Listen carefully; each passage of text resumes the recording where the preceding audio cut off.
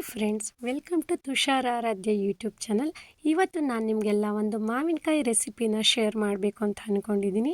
ಸುಮಾರು ಫಂಕ್ಷನ್ಗಳಲ್ಲಿ ಊಟದ ಜೊತೆ ಅಷ್ಟೊಂದು ಸೈಡ್ ಡಿಶಸನ್ನು ಹಾಕಿರ್ತಾರೆ. ಅದರಲ್ಲಿ ಈ ರೆಸಿಪಿ ಕೂಡ ಒಂದು. ಮೊನ್ನೆ ಹೀಗೆ ಒಂದು ಸೀಮಂತದ ಕಾರ್ಯಕ್ರಮಕ್ಕೆ ಹೋಗಿದ್ದೆ. ಅಲ್ಲಿ ಇದನ್ನು ಮಾಡಿದ್ರು ತುಂಬ ವಿಶೇಷ ಅಂತ ಅನ್ನಿಸ್ತು.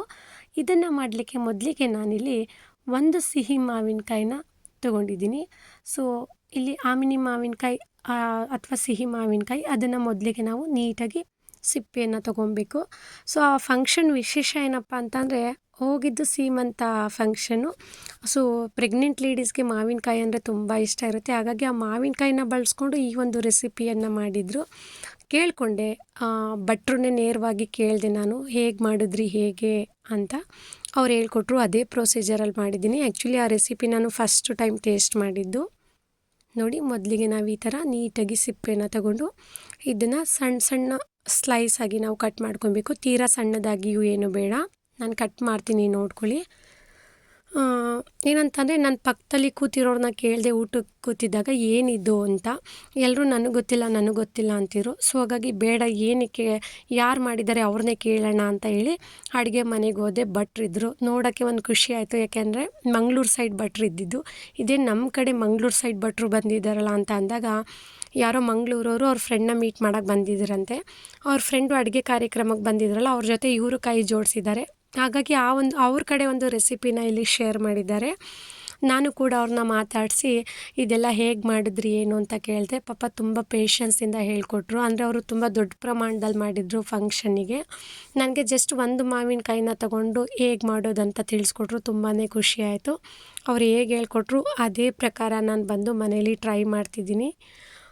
ಏನಂತಂದರೆ, ಆ ಫಂಕ್ಷನಲ್ಲೇ ಫಸ್ಟು ಟೈಮ್ ನಾನು ಅದನ್ನು ಟೇಸ್ಟ್ ಮಾಡಿದ್ದು. ಅಲ್ಲಿವರೆಗೆ ನನ್ನ ಲೈಫಲ್ಲೇ ಈ ಒಂದು ರೆಸಿಪಿನ ನಾನು ಟೇಸ್ಟ್ ಮಾಡಿರಲಿಲ್ಲ.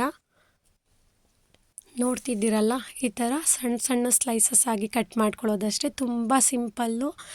ಇದನ್ನು ಮಾಡೋದು ಕೂಡ ತುಂಬ ಸಿಂಪಲ್ಲು. ರುಚಿ ಮಾತ್ರ ತುಂಬ ಚೆನ್ನಾಗಿರುತ್ತೆ. ಅಂದರೆ ಒಂದಷ್ಟು ದಿನ ಆದರೂ ಕೂಡ ರುಚಿ ಬಾಯಲ್ಲಿ ಹಾಗೆ ಇರುತ್ತೆ, ನೆನಪಲ್ಲೂ ಕೂಡ ಇರುತ್ತೆ ರುಚಿ ಅಂತಲೇ ಹೇಳ್ಬೋದು. ಸೊ ಈ ಥರ ಸಣ್ಣ ಸಣ್ಣ ಸ್ಲೈಸಾಗಿ ನಾನು ಇದನ್ನು ಕಟ್ ಮಾಡ್ಕೊತಾ ಇದ್ದೀನಿ.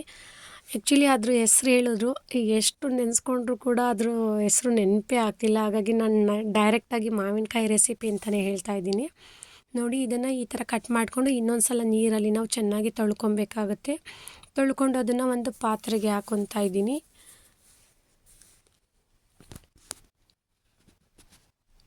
ಒಂದು ಪಾತ್ರೆಗೆ ಹಾಕಾದ್ಮೇಲೆ ಇದಕ್ಕೆ ಸುಮಾರು ಒಂದು 3 ಸ್ಪೂನಷ್ಟು ಸಕ್ಕರೆಯನ್ನು ಹಾಕಿ 1 ಅವರ್ ನಾವು ಇದನ್ನು ನೆನೆಲಿಕ್ಕೆ ಬಿಡಬೇಕು. ಸಕ್ಕರೆಯಲ್ಲಿ ನೆನೆಲಿಕ್ಕೆ ಬಿಡಬೇಕಾಗುತ್ತೆ.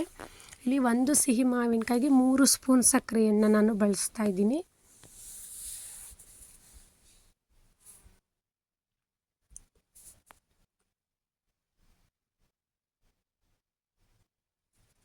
ಸೊ ಇದನ್ನು ಸಕ್ಕರೆ ಹಾಕಾಗಿದೆ. ಇದನ್ನು ಚೆನ್ನಾಗಿ ಮಿಕ್ಸ್ ಮಾಡಿ, ಲಾಸ್ಟಲ್ಲಿ ಮಿಕ್ಸ್ ಮಾಡಾದಮೇಲೆ ಪುನಃ ಇದ್ರ ಮೇಲ್ಗಡೆ 1 ಸ್ಪೂನಷ್ಟು ಸಕ್ಕರೆಯನ್ನು ಹಾಕಿ 1 ಅವರ್ ಇದನ್ನು ನಾವು ಮಾವಿನಕಾಯಿ ಮತ್ತು ಸಕ್ಕರೆಯನ್ನು ನೆನೆಲಿಕ್ಕೆ ಬಿಡಬೇಕು. ನೋಡಿ, ಇನ್ನೊಂದು ಸ್ಪೂನ್ ಸಕ್ಕರೆನ ಸೇರಿಸಿ ಇಲ್ಲಿ ಇದನ್ನು ಕ್ಲೋಸ್ ಮಾಡಿ ಸೆಪ್ರೇಟ್ ಎತ್ತಿಟ್ಕೊಂಡೆ. ನಂತರ ಗ್ಯಾಸ್ ಫ್ಲೇಮ್ನ ಆನ್ ಮಾಡಿ ಒಂದು ಕಬ್ಬಿಣದ ಬಾಣಲೆನ ಇಟ್ಕೊಂಡು ಒಂದಷ್ಟು ಮಸಾಲೆಗೆ ಅಂತ ಹೇಳಿ ಅರ್ಧ ಇಂಚಷ್ಟು ಚಕ್ಕೆ, 2 ಏಲಕ್ಕಿ, 1 ಸ್ಪೂನಷ್ಟು ಧನಿಯಾ ಅಥವಾ ಕೊತ್ತಂಬರಿ ಬೀಜ,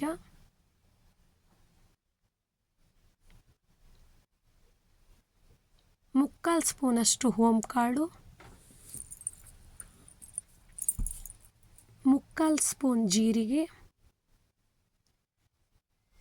ಅರ್ಧ ಸ್ಪೂನ್ ಕಪ್ಪು ಜೀರಿಗೆ, ಇಷ್ಟನ್ನು ಸೇರಿ ನಾವು ಚೆನ್ನಾಗಿ ಡ್ರೈ ರೋಸ್ಟ್ ಮಾಡ್ಕೊಬೇಕು. ಏನಂತಂದರೆ, ನಾವೇನು ಈ ಮಸಾಲೆ ಇದನ್ನು ತೊಗೊತಾ ಇದ್ದೀವಿ, ಇದನ್ನು ಕರೆಕ್ಟ್ ಮೆಸರ್ಮೆಂಟಲ್ಲಿ ತೊಗೊಬೇಕು. ಇದರಲ್ಲಿ ಯಾವ್ದಾದ್ರು ಒಂದು ಜಾಸ್ತಿ ಆದರೂ ಕೂಡ ರುಚಿ ತುಂಬ ವ್ಯತ್ಯಾಸ ಆಗುತ್ತೆ. ಹಾಗಾಗಿ ಅವ್ರು ಹೇಳ್ಬೇಕಾದ್ರೆ ನಾನು ಎಲ್ಲವನ್ನು ರೆಕಾರ್ಡಿಂಗ್ ಇಟ್ಕೊಂಡ್ಬಂದಿದ್ದೆ. ಸೊ ನಂತರ ಇದಕ್ಕೆ ನಾನು 3 ಒಣಮೆಣ್ಸಿಕಾಯಿನ ತೊಗೊಂಡಿದ್ದೀನಿ. ನೀವಿಲ್ಲಿ ಕಲ್ಲರಿಗೆ ಬೇಕಾದ್ರೆ 2 ಬ್ಯಾಡಗೆ ಮೆಣಸಿಕಾಯಿನೂ ಕೂಡ ಸೇರಿಸ್ಕೊಬೋದು. ಇದಾಗಿದೆ. ಈಗ ಗ್ಯಾಸ್ ಫ್ಲೇಮ್ನ ಆಫ್ ಮಾಡಿ ಇದನ್ನು ತಣ್ಣಗಾಗಲಿಕ್ಕೆ ಬಿಡ್ತೀನಿ. ಸೊ 1 ಅವರ್ ಆದಮೇಲೆ ನಾನಿಲ್ಲಿ ಏನು ನಾನು ಸಕ್ಕರೆ ಜೊತೆ ಮಿಕ್ಸ್ ಮಾಡಿ ಇಟ್ಕೊಂಡಿದ್ದೆ ಮಾವಿನಕಾಯಿ, ಅದನ್ನು ನಾನು ಗ್ಯಾಸ್ ಫ್ಲೇಮ್ನ ಆನ್ ಮಾಡಿ ಒಂದು ಪಾತ್ರೆ ಇಟ್ಕೊಂಡು ಕಾಯ್ಲಿಕ್ಕೆ ಇಡ್ತಾ ಇದ್ದೀನಿ.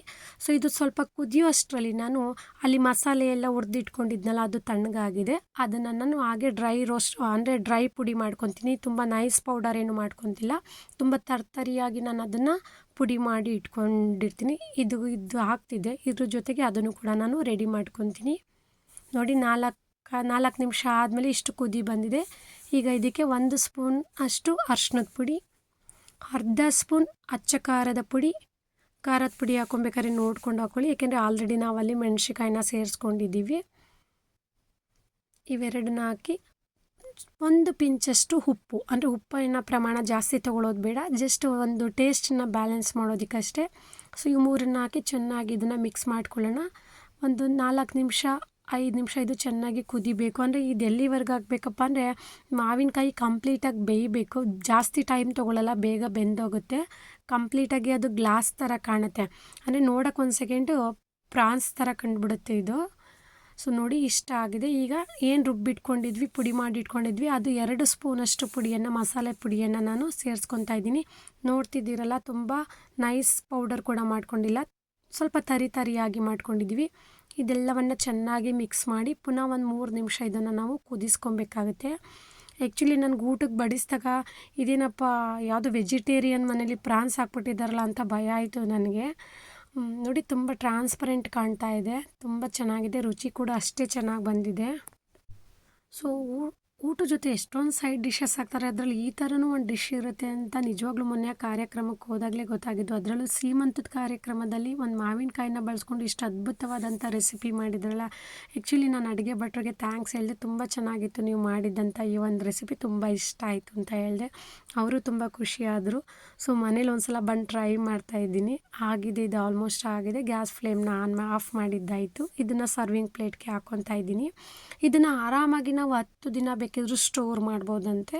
ಸೊ ನಾನು ಟ್ರಯಲಿಗೆ ಅಂತ ಹೇಳಿ ಒಂದು 2 ಸ್ಪೂನಷ್ಟು ಸೆಪ್ರೇಟ್ ತೆಗೆದಿಟ್ಟಿದ್ದೆ. ಒಂದು 4 ದಿನ ಆದಮೇಲೆ ಹಂಗೆ ಫ್ರಿಜ್ಜಲ್ಲಿ ಇಟ್ಟಿರಲಿಲ್ಲ, ಔಟ್ಸೈಡ್ ಇಟ್ಟಿದ್ದೆ. 4 ದಿನ ಆದರೂ ಕೂಡ ರುಚಿ ತುಂಬ ಚೆನ್ನಾಗಿತ್ತು.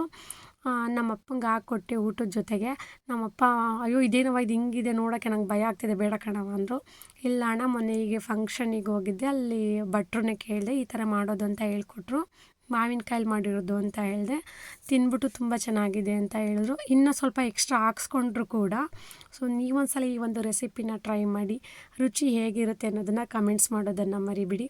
ಯಾರೆಲ್ಲ ಫಸ್ಟ್ ಟೈಮ್ ನನ್ನ ಚಾನಲನ್ನು ಸಬ್ಸ್ಕ್ರೈಬ್ ಆಗದೆ ಇನ್ನೂ ಈ ವಿಡಿಯೋನ ನೋಡ್ತಿದ್ದೀರಾ, ಚಾನಲನ್ನು ಸಬ್ಸ್ಕ್ರೈಬ್ ಮಾಡ್ಕೊಳ್ಳಿ, ವಿಡಿಯೋನ ಲೈಕ್ ಮಾಡಿ ಮತ್ತು ಶೇರ್ ಮಾಡಿ. ಜೊತೆಗೆ ಇದೇ ಥರ ಸಪೋರ್ಟ್ ಮುಂದೆ ಕೂಡ ಮಾಡ್ತಾಯಿರಿ ಅಂತ ಹೇಳ್ತೀನಿ. Thank you for watching this video.